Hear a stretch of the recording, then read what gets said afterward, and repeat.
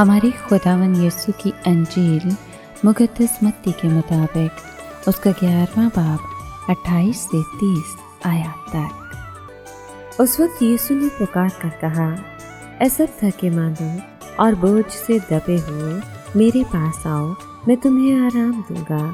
میرا جوا اٹھا لو اور مجھ سے سیکھو، کیونکہ میں حلیم اور دل کا فروتن ہوں، تو تم اپنی جانوں کے لیے آرام پاؤ گے، کیونکہ میرا جوا نرم اور میرا بوجھ ہلکا ہے۔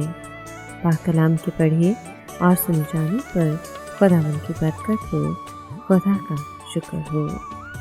عزیز دوستو، یسوع نے دعویٰ کیا کہ اس کا اور خدا باپ کا آپس میں تعلق لاسانی ہے۔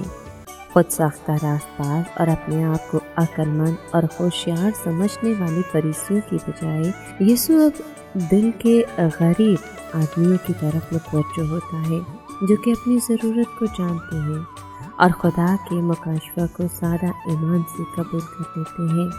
آج کی آیات کسانوں کی طرف فوراً ہماری توجہ کھینچ لیتی ہے۔ جوا مسیح کی تعلیم کو پیش کرتا ہے، جو کہ فریسیوں کی تعلیم کے بوجھ اور اس بوجھ جو رومی حکومت نے ان پر ڈال رکھا تھا اس کے برعکس ہے۔ ان آیات میں مسیح لوگوں کے سامنے بادشاہی کو پیش نہیں کرتا، بلکہ آرام اور خدمت کو، بشرطیے کہ وہ اس کے پاس آئے۔